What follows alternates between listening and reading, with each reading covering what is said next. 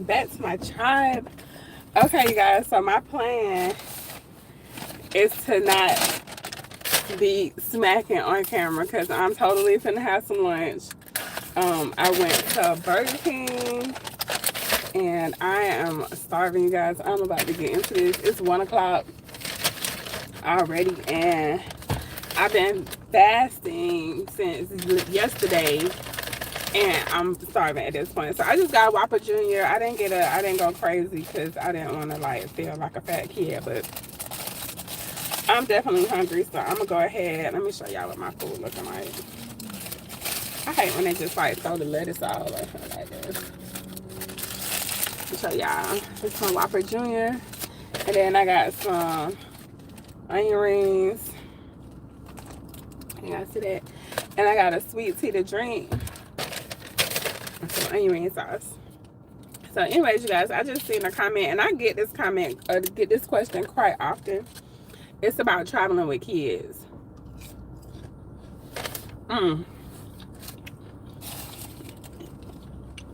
That's good.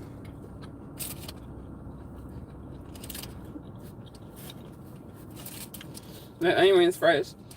So traveling with kids, my advice,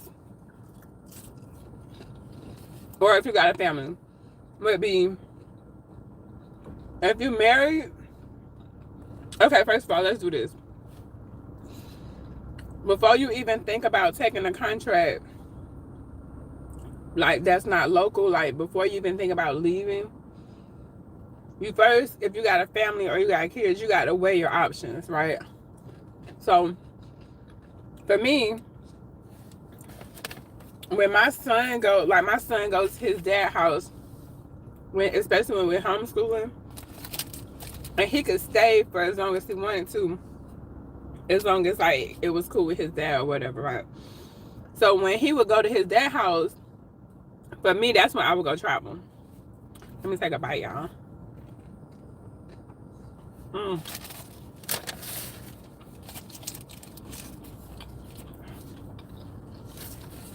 That's good.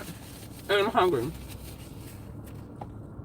Okay, so when he at his dad's house, that's when I would schedule my travel assignments to go outside of like driving distance.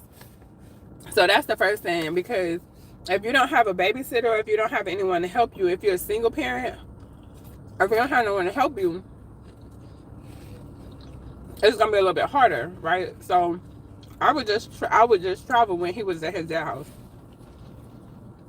Now, sometimes his dad would have like a weird work schedule or whatever, and he would be working like 6 days a week. So in that case, my son, I would have him with my mom if my son dad couldn't. Oh, thank you for the like. If my son dad couldn't help me with him, then I would have my mom do it. So when my mom helps me, I pay her though, and not because she requires it, but because it's out of her way, and she need to be compensated. Like if she got to drive extra, or get extra things, then I pay her for that.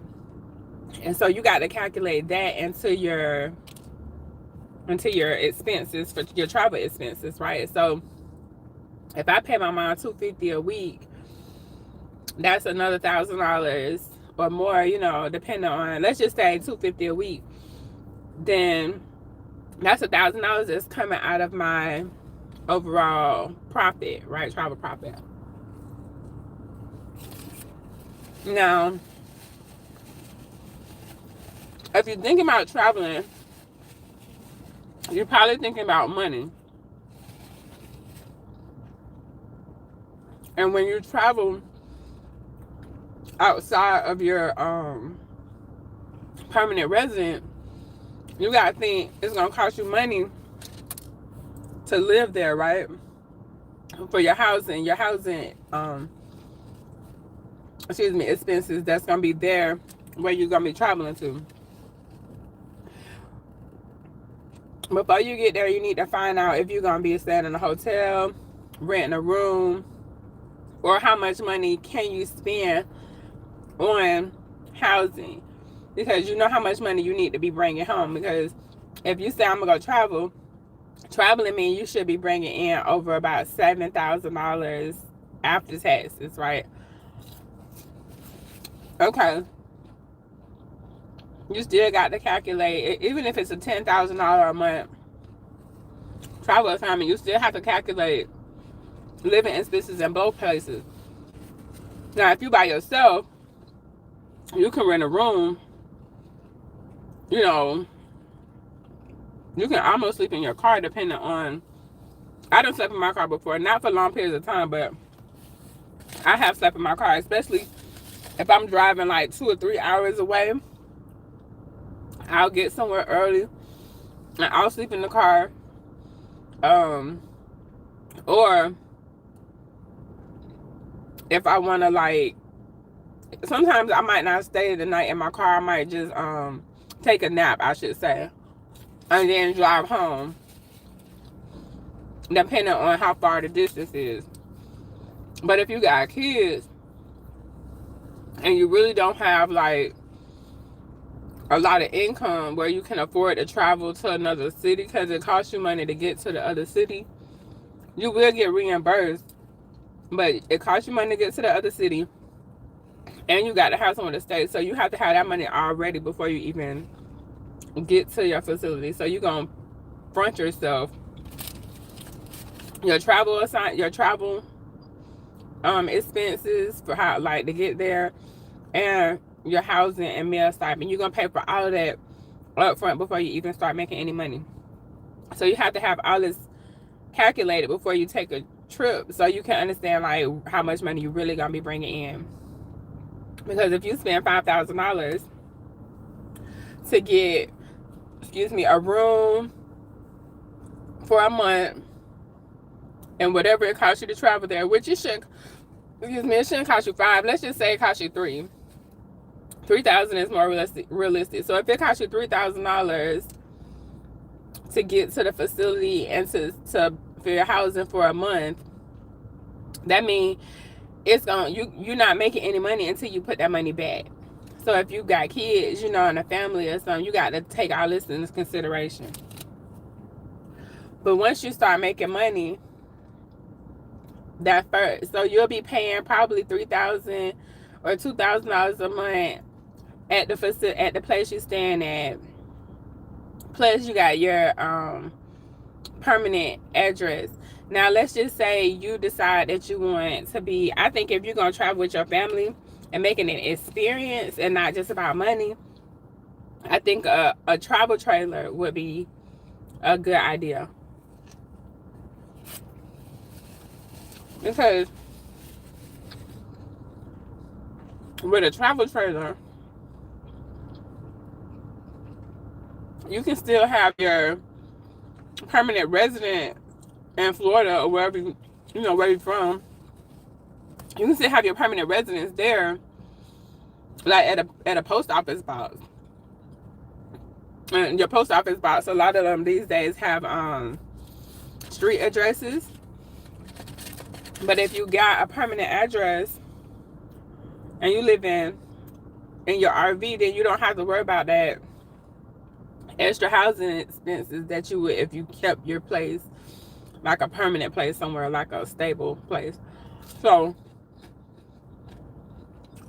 with kids, if you're taking your whole family with you, I think an RV would be a good spot. I mean, a good choice, but not an RV, I'm sorry, a travel trailer.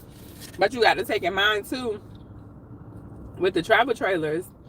Oh, let me turn these things on because I don't be knowing when y'all be talking. Okay. With a travel trailer, you're going to have to pay for that. I say a travel trailer over an RV because a travel trailer is going to cost less. If you get an RV, you spend like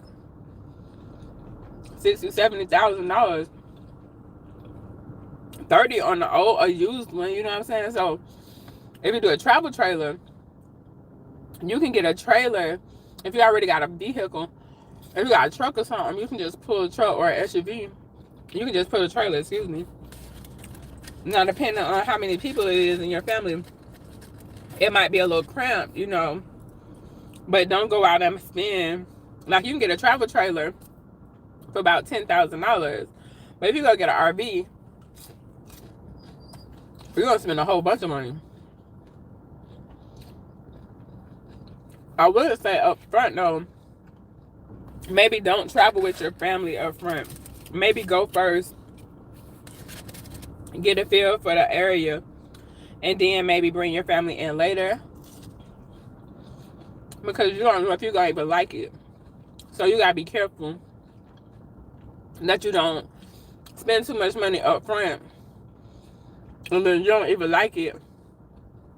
And now y'all gotta go somewhere else, or you know, you gotta deal with it and just suffer through it. So I would go first. I was watching this lady on YouTube, and she was a nurse. She would sleep in her car. She had a regular car. She had a family. She left her family at home, and she had like a regular sedan. She would take her back seat down, and that would give her enough room to put her legs and everything in. I don't know exactly how she did it, but I would watch her because I was curious to see how she was doing it with her kids. But she wasn't. She was doing it. Her kids stayed with her husband, and she went and traveled, and she slept in the car. And I don't think there's nothing wrong with that, y'all. Like, if you done traveled across the country before, then you know sleeping in your car is not like the weirdest thing to do. Now, if you're gonna sleep in your car, I would start like close to home, or I would at least have some money for a hotel in case I don't like sleeping in my car, or if I don't feel comfortable or something like that. Now, you could sleep in your car and cut costs down, because if you got a family and you're traveling, the whole point of you traveling is to make as much money as you possibly can. So you want to avoid spending money on things like hotels. If you can rent a room, if you get to the facility and you meet somebody, maybe they'll rent you a room. That happened to me in New Mexico. That actually happened to me in California. But when I got to New Mexico, I was able to meet with some people. And then when I met the staff, when I ended up renting a room, the it was like a little farmhouse from my coworker. And so maybe before you get to the facility, maybe you stay in the car until you start meeting your coworkers, and you can ask them if they want to rent a room or where you should be renting. Don't commit to like when I was in New Mexico, I almost spent how much? It would have been $6,000 at one time to stay in this casita. Now the casita was cute, and it might have worked for somebody, but for me, it was too close to the neighbors, and I could hear them, they could hear me. I ain't like that. But my plan, if my son, I always get somewhere to stay, because if my son want to come visit me, then I have somewhere to stay. Or if he come visit me, then I gotta get a hotel room. If I'm like, if I decided that I was not gonna sleep, or if I wasn't gonna rent somewhere, I was gonna sleep in my car. But like I told y'all, I didn't sleep in my car for a long period of time. I just know that people do it. And depending on where you're traveling to, what time of year, you can do it. Like here in Florida, I don't know, it's hot right now. So you might not want to be sleeping in your car here. But you could, to keep the cost down. So let's just say if you're single and you're traveling with your kids, and you get to a facility, or you want to take your kids with you, you got to find the daycare and stuff. If you ain't got nobody traveling with you, you're going to have to find a daycare that's close to the facility. So you don't have to worry about traveling and getting stuck in traffic too much. The place that I would look for, like a babysitter or something, is on care.com. Because on care.com, They got background checks, like BLS credentials, CPR credentials, and all that stuff. And you can post a job for exactly what you need. If you're traveling this time of year, it's gonna be a lot of teenagers, so you should be able to get a halfway decent deal. But there's some adults on there as well, so you might end up paying a little bit more because everybody's keeping their prices around the same rate. But that's a good place to find somebody. I use care.com a few times, or you can find a facility like a child care facility that has 24-hour daycare, because you're gonna need them weird hours sometimes. So if they got 24-hour daycare, you can work the night shift or you can work weekends and you'll still have somebody to help you. Or you can pay like somebody to come to you, like a actual babysitter. If it's a younger person, they might even do like some on board, what is it? Not on boarding, but like where they stay with you. I can't remember the name of it. Like a pure, I can't remember the name of it, but like a at-home, in-house nanny. But the hardest thing I would say is it's like being single and like being away from your kids. Like, to me, that was hard because you have missed out on certain things. So the money be good, but if you're missing your baby, you know, like, it's kind of one of them situations where we know like it ain't always about the money. But when you got kids and a family, I think it does become a lot about the money because you're trying to provide for them and yourself. Yeah, that was good. I was hungry. I hope I wasn't smacking.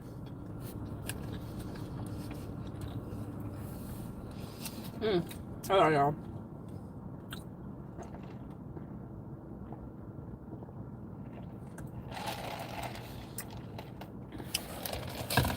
I should have got half sweet and half unsweet, because that tea is really sweet. I probably won't drink all of that. Anyways, so if you want to travel and you have kids, you can do it. I just want you to know that it might be a little challenging if you don't have a support system in place. I always speak about having a support system. Now, I always have the system I have now, because I remember it was a time where I wanted to go travel, and I and my son and dad went with it, and like it was still early on, so I had to just take an assignment that I could drive to. And if you can find one that you can drive to, and that's only like 3 hours, I mean not 3 hours, 3 days a week. Like if you can find a maybe labor and delivery or somewhere that does have 312s and you single, that'll be good, because you really only need help for 3 days a week, right? You don't have to worry about needing somebody 5 days a week, from 6 to 3:30, 4 o'clock, because that's like a normal shift, right? Oh wow, 3:30 to 6:30 to 3:30 is normal. I think the normal working hours for a surgical tech. So first assistant. So if you can get somewhere that's got 12-hour shifts going, you'll be better off if you're a single parent, because then, like I said, it's only 3 days you need to worry about. And then if you can find somewhere that does like the weekends, like if you work in the weekends, that's even better, because for me it seems better, because then you can be with your kids during the week, and it's easier to find somebody to watch your kids for you on the weekends than it is, Monday through Friday, because most of the time people, they be at work too. So you'll have more freedom or flexibility, I should say. You'll have more flexibility with childcare if you do get like a weekend shift somewhere. So that's just something I would just consider if I was y'all. I'm sorry if y'all watching this on the playback and y'all feel like it's rude that I was eating, but I was hungry and I wanted to make this video. And so here we are. But if y'all watch mukbangs, that what I just did with then. So yeah, go ahead and put in, if you're gonna travel, like, just do it. A lot of this stuff I'm telling you, I just had to figure it out on my own, you guys. I just knew I could do it. Like, I'm gonna just be honest with you. I remember, and I'll tell y'all this, I'm gonna always give her credit for this. When I seen Tanisha, I don't know what her last name is, it might be Campbell, I can't remember her last name, but she a surgical tech. She was, I don't know if she's still scrubbing or not, but she was making videos. She made a couple videos, like, it's been a long time ago. But I remember listening to her videos, and I remember thinking, like, if she can do it, I know I can. And she didn't even have no kids. Like, she didn't have a child or anything, but I remember seeing her thinking, like, she in Hawaii. Maybe I don't go to Hawaii, but I could still travel.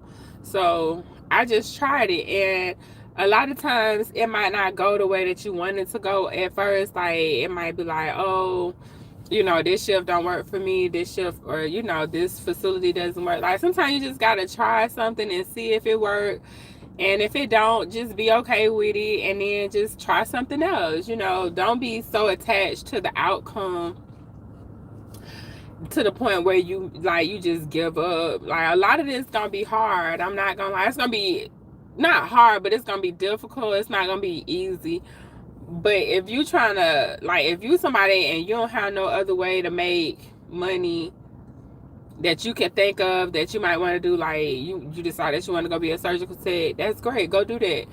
Just know that becoming a surgical tech is going to be a little bit challenging at times, but don't let one situation, like, turn you off from the whole thing, because it's so many different variations of being a surgical tech. And I mean, like, the shifts, the facilities you work at, the services you work in, the city and the state, like, all these things play a part in the overall experience of you scrubbing.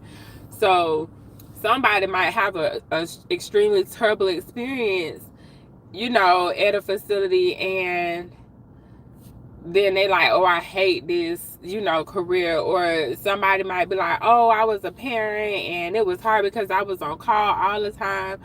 But they was on call all the time because they worked at a hospital, and that hospital accepted another call. But what if that person would have went to a surgery center and let's just say at this surgery center they only do eyes and pain. You're not finna get called in for no eyes and no pain, and you're not finna be working late doing eyes and pain. So you just might have to find what works for you in this field. But as a single parent, a single parent, however you want to put it, I have support, so I would hate to say, like, I'm a single person that has a kid, right? And so I'm not, like, in this all the way by myself, even though a large part of my son's care falls on me. So when, like, now I'm not traveling, and I'm not really sure how this is gonna play out for the next couple months, because my son is going to high school this year. He will not be homeschooled, so this will be new, and then I have to adjust my schedule and my lifestyle around it because I'm the primary care provider. Like, that's how that goes. And so, you know, you just have to find what fits for you. I might be able to take a contract. The contract I take might be 4 weeks, might be 8 weeks, it could be 13 weeks. I just have to find something that fits at that time for me. So that's what I want y'all to understand. Like, don't worry about don't be too, like, so scared that you just don't do it, because the experience is gonna be great. You know, you're gonna learn something. Even if it's not great, you still gonna learn something, and you're gonna make some money. Just be mindful of the money. Like, don't spend a lot of money up front. I'm gonna tell you I'm gonna tell all of y'all the sweet spot. It don't matter if you got kids or not. The sweet spot with traveling is gonna be you driving to the location versus having to go to a location and set up a whole housing situation. Even though in some cases you can go, I look like my camera foggy, you can make oh man, sorry y'all, I just made a little mess. You'll make enough money to offset, you know what I'm saying, the cost of you actually, hold on, let me clean the camera, y'all. Maybe it is fine. if you go somewhere, maybe it'll offset the amount of money that it's gonna cost for you to live in that specific place. Like when I move and when I'm traveling, if I can drive there, then I can accept less for my uh bill rate and my stipend, my money. Like I can accept a lower rate. But if I go somewhere and I have to set up shop somewhere else, like my whole housing situation, I gotta pay my mama to help me. She gotta rearrange her life. When I have to do that, it's got to be closer to like really over bring home 3,000. Like I have to bring home like $3,000 a week, and it's possible. I see the assignments basically. Oh, I see the assignments for around 3,500. A lot of them I see as surgical assistants, but I see a lot of surgical tech assignments too. So it's not that you can't get the money out there. You just got to figure out what's gonna work for you. Just try it, but don't get so don't get discouraged, because it's gonna be some challenging times. It's gonna be overwhelming, especially when if you're taking your kids with you, you could just expect to add that extra stress. Now when they're not with you, you stressed out too, but when they're with you, you got to find somewhere to stay, and if that place doesn't work out, you got to find somewhere else to stay. So if you don't have an RV, or if you don't have like a travel trailer, I would hold off on bringing the fam. The kids, you could probably kind of play with. Like I said, you could probably bring them if you really had to. Like if you're a single parent and that's the only way you can really make the most money. But if I'm a single parent, I'm not paying for two households. If I could tell y'all, if I was to like really be honest, I wouldn't pay for two households, because it's almost like if your kids is small enough, you need to keep as much money as you possibly could keep. And if you're gonna be traveling and you got a house, then either rent the house out if it's yours. If you could sublease the house, that would be great. I wish, like if I had a landlord that was like a company, like my landlord is like an actual person, and he ride past the house and all of that kind of stuff. So I can't sublease, he doesn't allow it. But if I was working with a company, honey, I would sublease, because they're not coming. And I would just make sure that I could at least rent out my permanent space for an amount of money that would cover the rent or the mortgage. Or if you could get out of the lease, I would get out of the lease, sell all your stuff, or put your stuff in storage, however you want to do it. Get a permanent address, because you still need a permanent address, so that when you do your travel, your distance, you can get the max amount of money. So if you go ahead and you do a permanent address, and you got somebody if you got somebody staying in your house, you can still use the address that you have. But if you get rid of your whole apartment or your whole house and everything, you still need a permanent address. If you got a family member, maybe you can use theirs. If you don't have a family member that you can use their address, then you're gonna have to go to the post office and get an address, so you need a permanent resident to go travel. The whole idea is to keep your expenses as low as possible. So get the permanent P.O. box address if you don't have a permanent address. And if you do have a house, like even if you can rent it or sub rent it out, then just you straight in, because all you're doing is just taking the money that they paying you, and you paying your mortgage and your rent with it and stuff like that. So that's what I would do. I appreciate you guys that showing me love. But that's what I would do, you guys. Like, if I could do it all over again, if I really knew, like, I'm so established in the house that I'm in that I can't just, like, I can give it up if I wanted to, but I won't. And because it gives me an extra studio in the back, and I get the garden, and my landlord is cool. I can do basically whatever I want to, as long as I don't tear up the property. He lets me do whatever I want to. So I'm in a different situation, so it seems like to me it's beneficial for me to keep my property, right? But if I could sublease some of that stuff out, y'all would be subleasing. Even if you got an apartment, if you think you can get away with rent, maybe you could put it on Airbnb for a couple of days at a time. You just got to get creative. and offset the money if you got kids. Like, I know if you single, you still need to be making the most money as you can too. But if you got a family, like your family really dependent on you to make money, it's gonna take away from your overall goals if you paying for a rent and mortgage in Florida, and you traveling and you in California. Even though the rent in Florida probably is like my rent here is $1,600, so that to some people that's nothing, but you know that's still $1,600 plus the lights, you know, the electricity plus the Wi-Fi. So all of that stuff add up, plus the maintenance. So all of that stuff add up, right? All of that comes out of your travel pay when you traveling.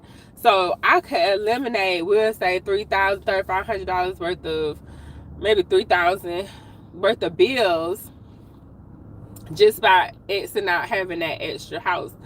But like I say, it's beneficial for me to have it in the long term. But if you out here and you plan on traveling, especially if you got like a little, I would like, if I had like a little baby, like if my son was younger, now that he in high school, you know, I gotta kind of like figure out what I'm gonna do with him because he wants to have that whole experience. But if he was younger, I would not have a permanent residence. I would travel for as long as I possibly mentally could. um if you could have a babysitter, I would just pay for a babysitter because you'll be making enough money. I would just pay for a babysitter. That's what I would do. I would avoid having multiple, like I said, houses. I would just have one wherever we at. If the baby's small enough, we in a 2-bedroom or 1-bedroom. You know what I'm saying? I don't know how, if you can do like a 1-bedroom, it's up to you. But if you do, like if you're traveling, you gotta be careful when you go to some places though, because if you rent a room, I mean, if you rent an apartment, then you stuck into a lease. So don't get an apartment unless they're gonna do month to month. Or if you can get a Airbnb, if you can rent the house out, then I would do that. I wouldn't rent a room with a kid at all. I don't care if the kid and I are, if the kid is in daycare most of the day and I'm at work most of the day and then we come home together, I still wouldn't bring a kid into a cohabitate, however you say it, like where it's me and another family. I wouldn't want to do that with my kids. So I would advise against that and just rent the room out.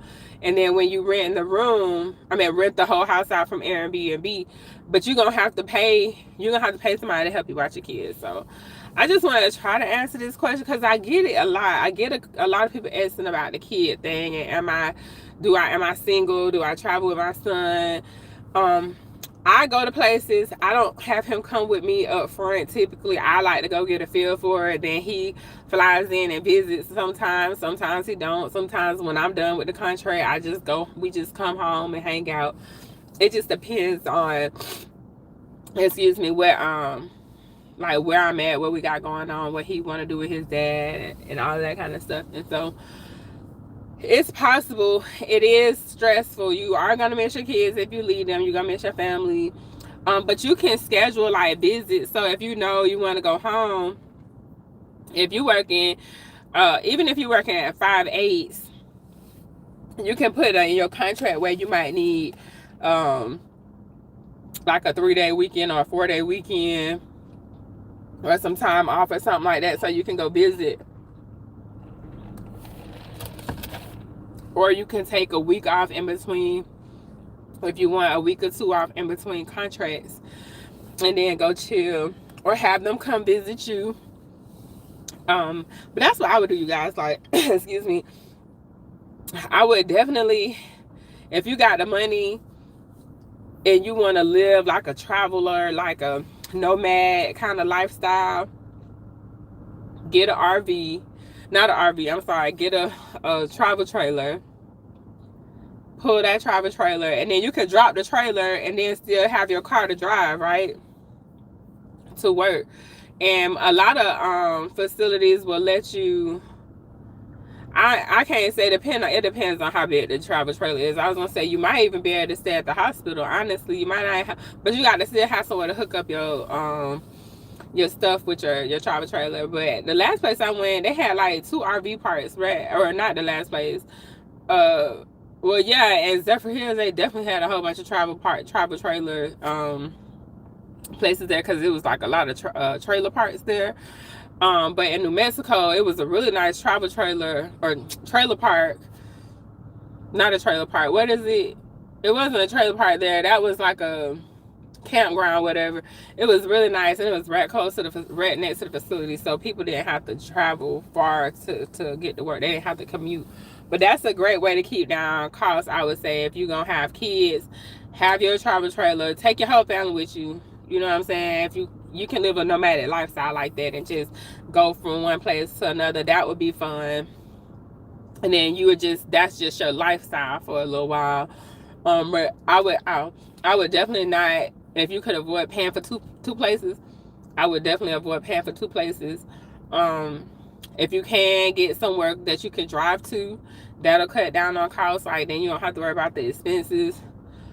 And that's pretty much all I got, you guys. I'm trying to think of what else to tell you about the kids, but that's really it. Like, worst case scenario, you single, you drive back and forth. If you got help, like if you got a family member that'll help you, then do that. But if you can keep as much money in your pocket, and you might could just pay somebody to watch your kids. Like, just pay somebody. Fine. Like, I remember my son went to a home daycare provider, and he got spoiled because he was the only kid there, the only baby, and the lady was Spanish, and she would have him in one of those like things the whole day where she basically held him the whole day, which I kind of like, but he was spoiled, so then he didn't want to be put down, so I ended up holding him all the time. But that was okay, because now he a big boy, and who, hold your kids, like, hold them, spoil them. Don't let nobody tell you not to spoil your babies. You hold them, and even when they're crying and sleeping, hold them when they're crying, hold them when they sleep. That's what I say, because they be so cute and so little for so short period of time, like, and then they become bigger and start smelling and all that kind of stuff. But anyways, you guys, that's all I got for you. I don't see nobody commenting, so I do appreciate each and every one of y'all. I appreciate those likes. And I'm just trying to think. That's it. I'll probably post another video. Y'all will catch some videos. I got to edit some, but I'm going to definitely be posting a lot more, so y'all will be seeing me, especially since I'm at the house for a little while. We getting ready to sell these puppies, so I might be able to get up out of here. If I can find something that's like an 8-week contract, I might do something like that. But I can't be gone, because my son got accepted into high school. He going to like a trade high school where he'll be focusing on communications, creating commercials and media and editing videos and all of that stuff. So that's what he going to school for. So I'm super excited for him. So I'm gonna just stay put, but I'll still end up leaving my mama's here. I'll still end up taking an assignment if I have to. In the meantime, I'm gonna just be making videos, giving y'all as much valuable information as I can, so y'all can get out here and come get this money, go get the money. Since I can't get to the band, y'all might as well go get to it. Like, we all ain't gotta be sitting around here not making no travel money. But that's all I got for y'all. I'm gonna go ahead and go. It's been 40 minutes almost. I am on my lunch break, is what I like to call it. So I'm gonna go ahead and go back to the house, because I got to go take care of some stuff. But I'm gonna catch y'all on the next one. Y'all please like, comment, share, subscribe, and I'll see y'all next one. Bye.